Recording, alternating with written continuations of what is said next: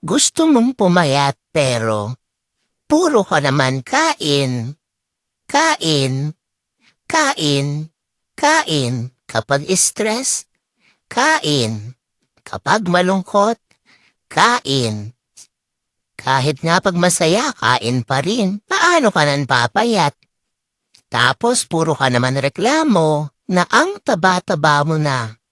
Hindi ka naman nag-e-exercise. Sige, kain pa.